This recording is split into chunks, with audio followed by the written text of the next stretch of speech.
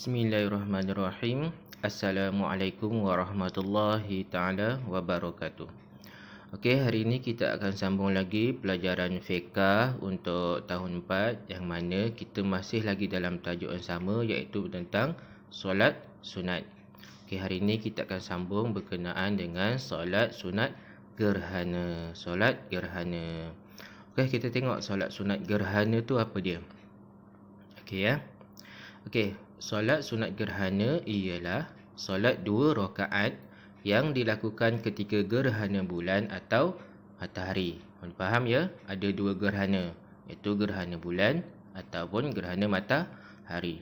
Hukumnya sunat muakkadah, iaitu sunat yang dituntut dan boleh dilakukan secara perseorangan, tetapi yang lebih utama dilakukan secara berjemaah. Kenapa? Sebab dalam solat sunat gerhana ni ada membaca khutbah.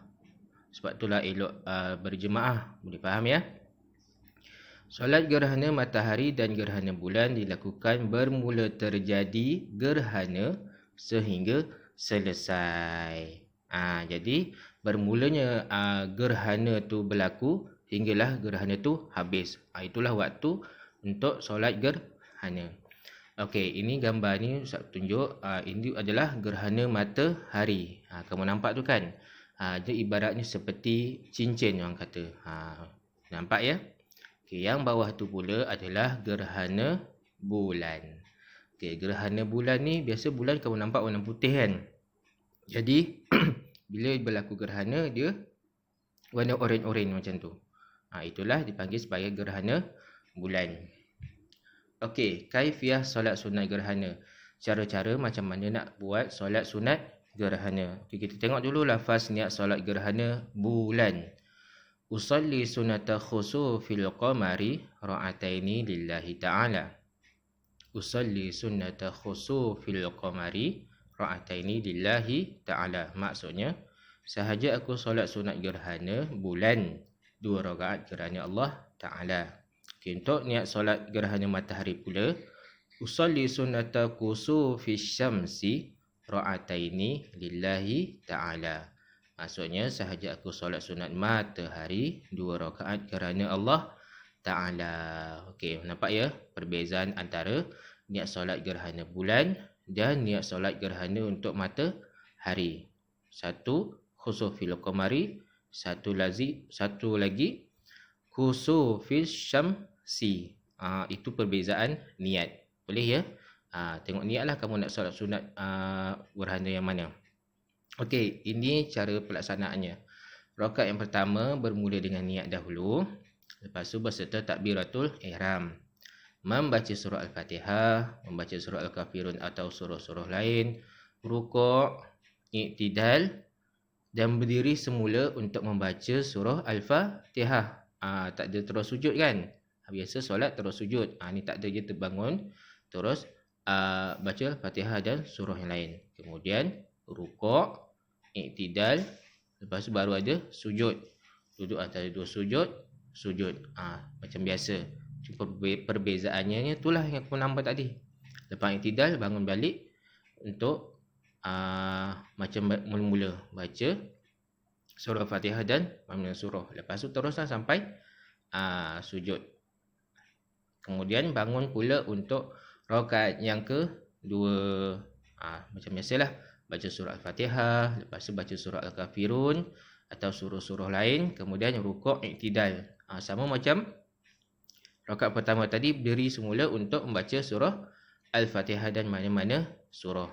Okey, seterusnya rukuk, iktidal, sujud, duduk antara 2 sujud, duduk dan membaca tahiyat akhir, salam. Itu macam biasa. Nampak ya? Namanya solatnya 2 rakaat tapi ada perbezaan sikitlah berbanding dengan solat sunat yang lain. Okey, contoh khutbah solat sunat gerhana. Okey, Ustaz tak ada tunjuklah dalam video ni. Sebabnya macam kamu tahu teks khutbah tu panjang kan? Jadi kamu boleh tengok dalam buku teks muka surat 46 hingga 48. Kamu boleh tengok dalam buku teks, kamu boleh bacalah daripada awal Dari Bismillahirrahmanirrahim Assalamualaikum tu sampai habis baca doa khutbah yang kedua. Okey, boleh ya? Okey, seterusnya amalkan.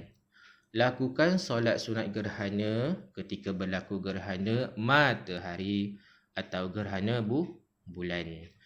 Digalakkan untuk melakukan solat sunat gerhana apabila berlakunya gerhana matahari ataupun gerhana bulan. Okey, syukran jazilan. Cukup setakat tu sahaja untuk penerangan Ustaz hari ini.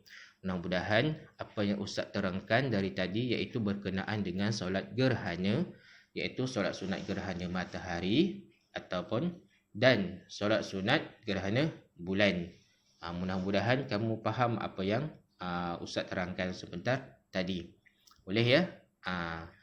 Tentang kaifiah tadi, ingat ya, ada perbezaan dengan solat sunat yang lain.